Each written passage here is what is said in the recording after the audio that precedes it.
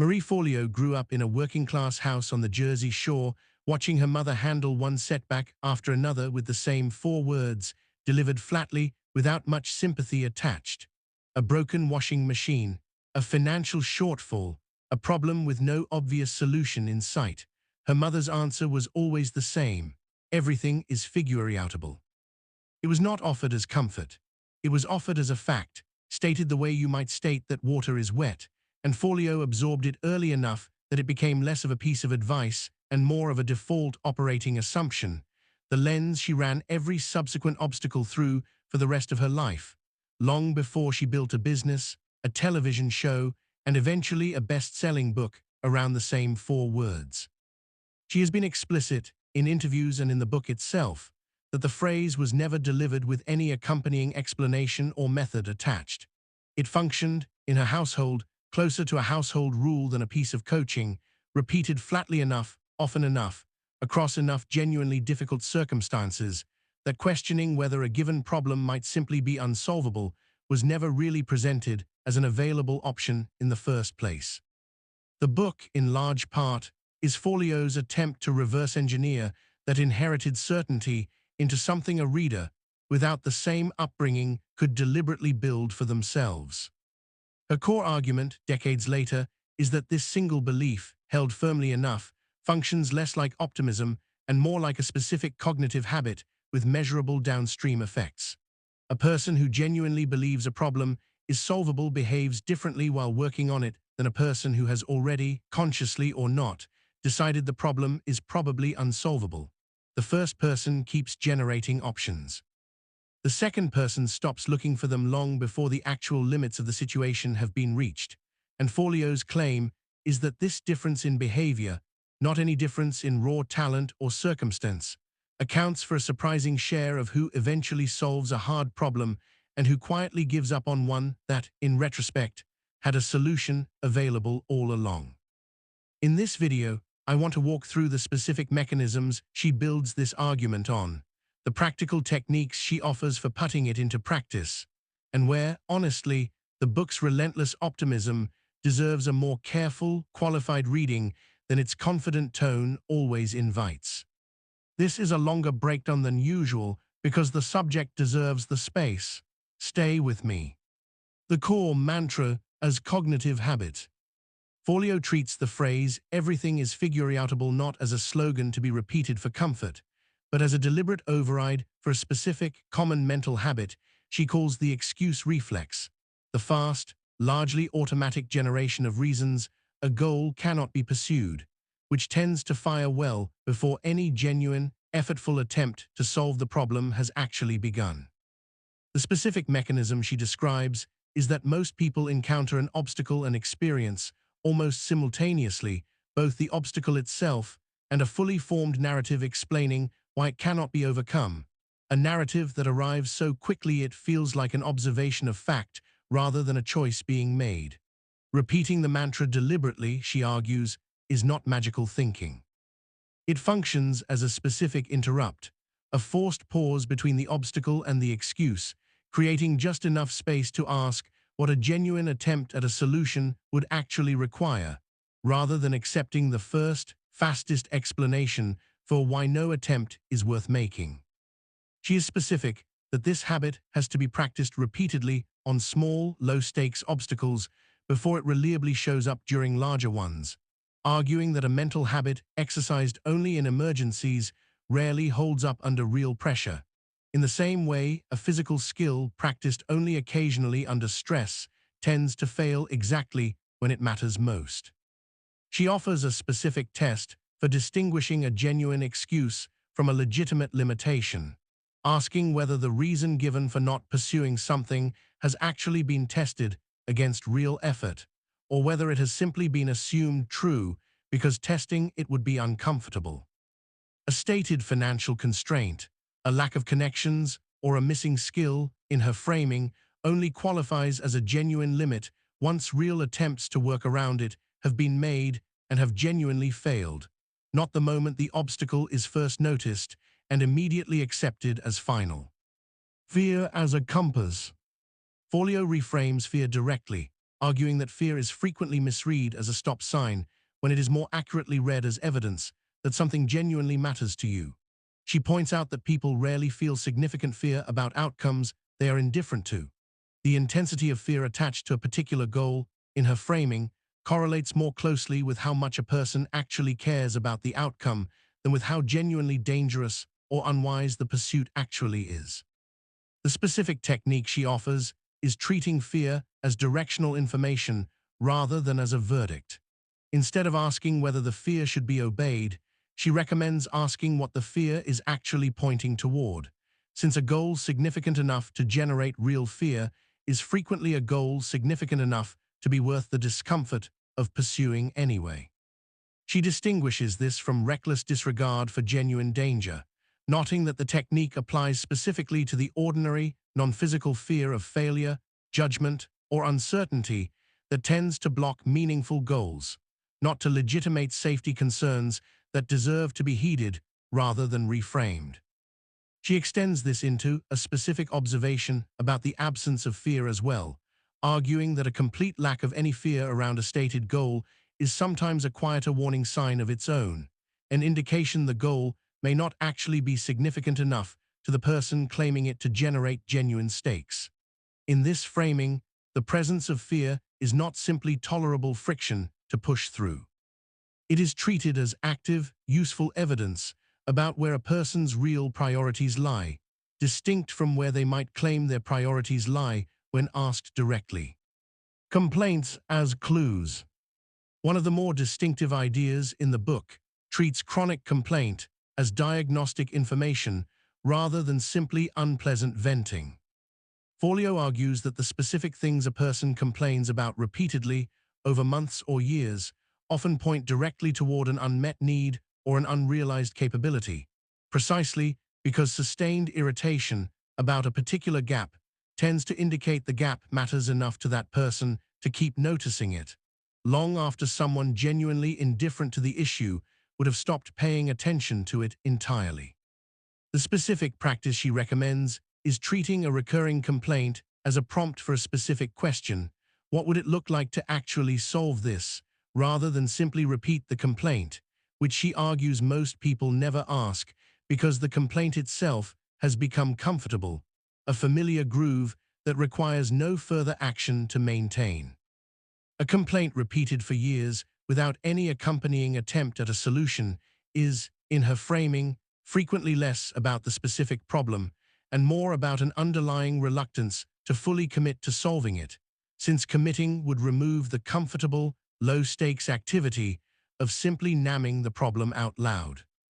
She distinguishes this from ordinary situational venting, which she treats as a normal and largely harmless part of processing a difficult moment. The pattern she is specifically pointing to is the complaint that recurs in nearly identical form across months or years, aimed at the same underlying issue without any accompanying change in behavior.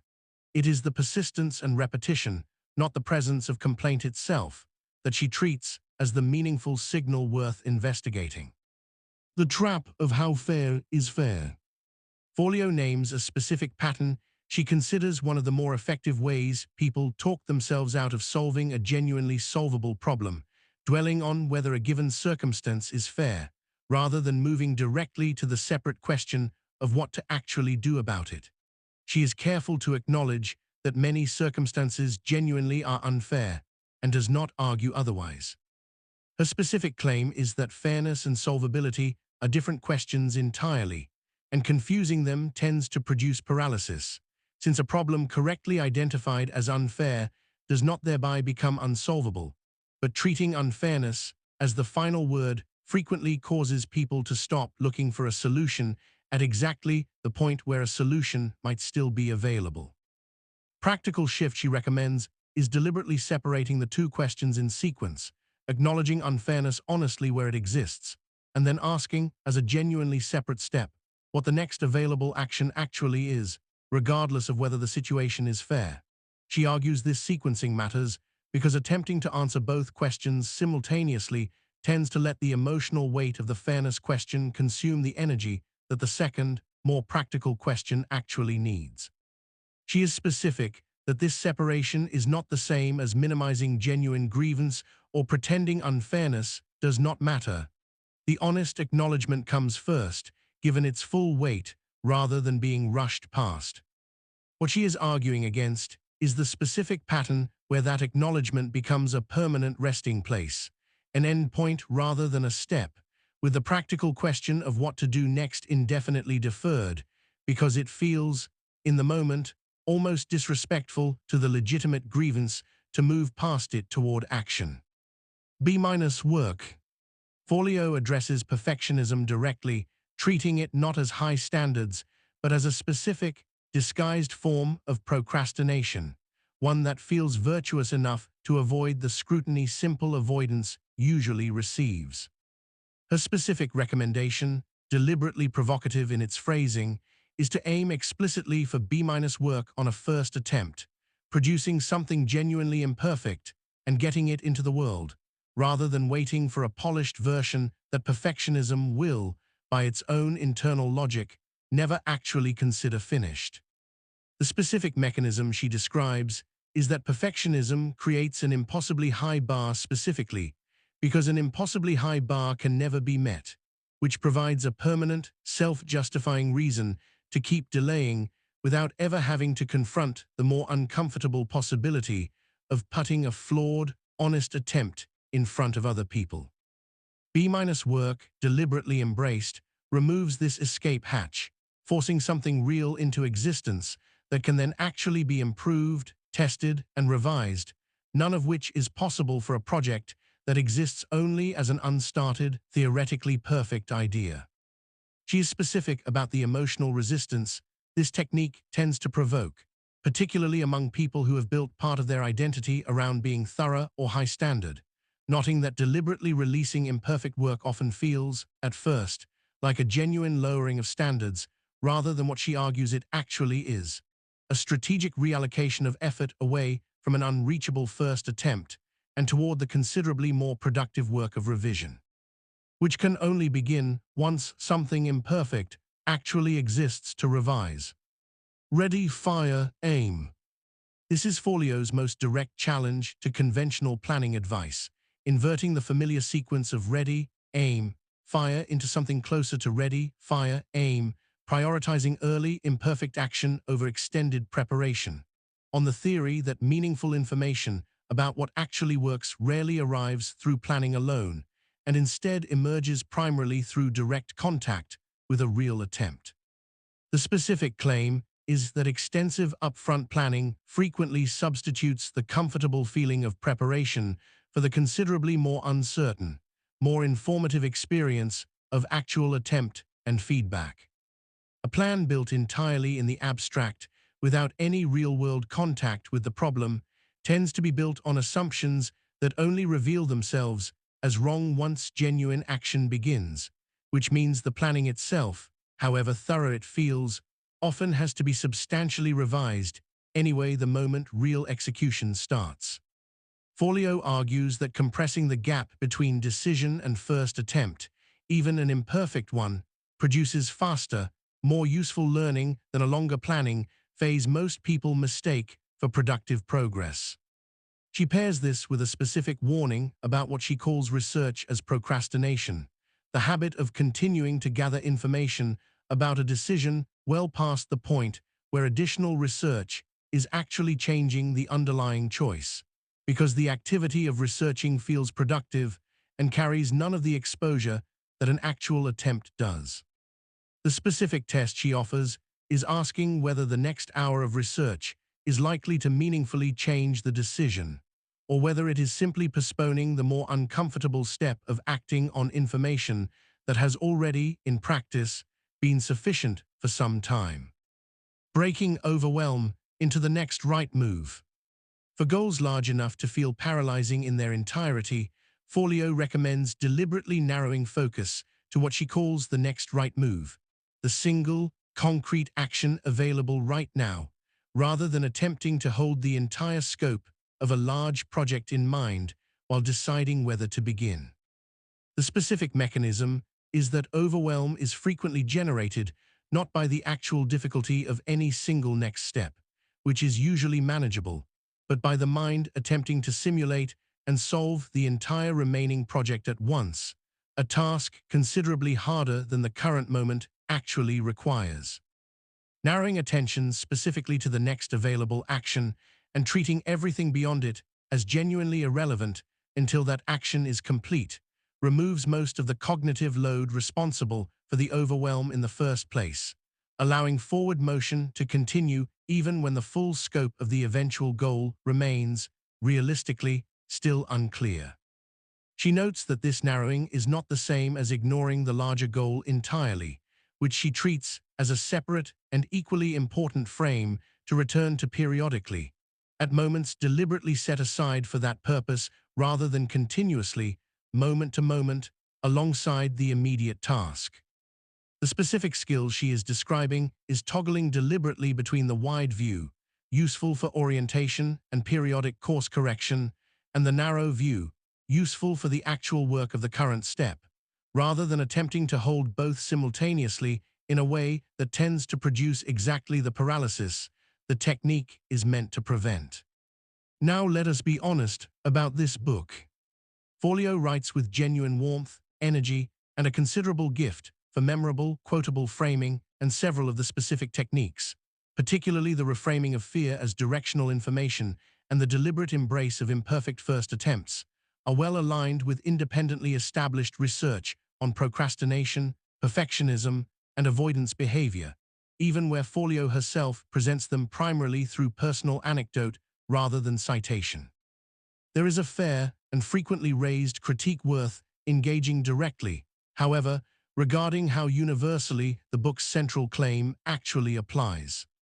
Everything is figureoutable is a considerably easier belief to hold, and considerably more often true in practice, for someone with Forleo's specific resources, network, financial cushion, and starting circumstances, than for someone facing genuinely structural barriers, chronic illness, systemic discrimination, or severe financial constraint, where the range of available solutions is measurably narrower regardless of mindset or effort.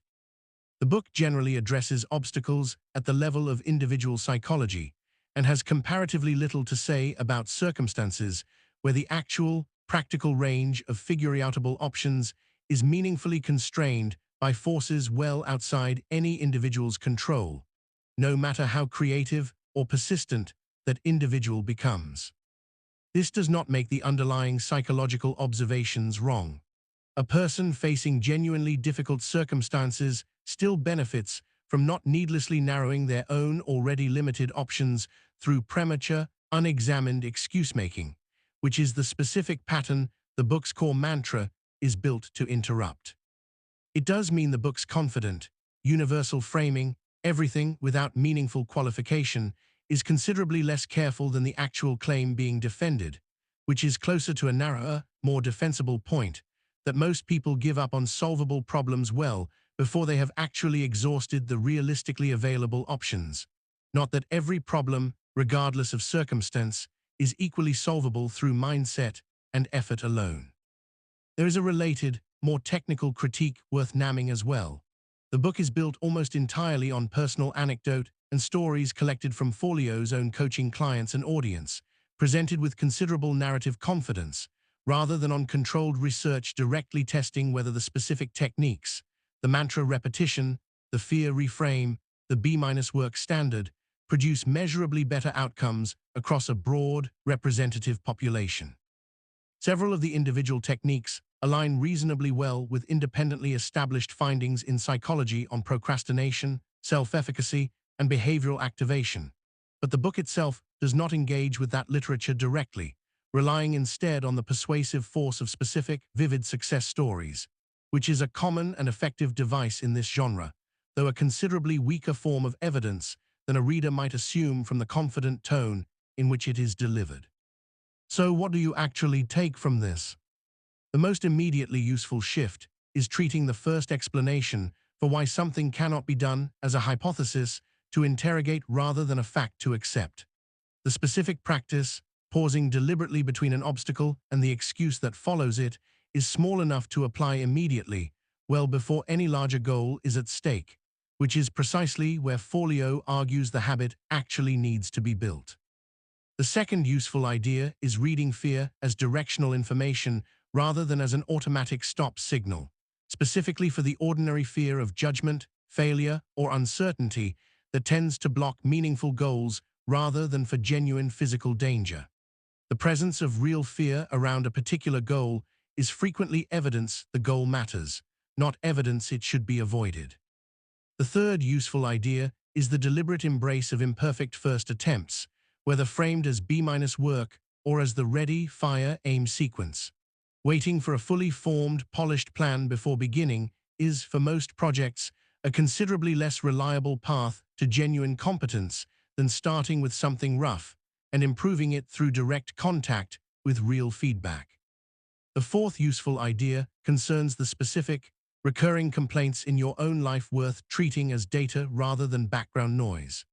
A frustration that has persisted, unchanged, for years without any real attempt at a solution is worth a single, honest question: what would actually solving this require, even if the eventual answer turns out to be more demanding than simply continuing to name the problem out loud?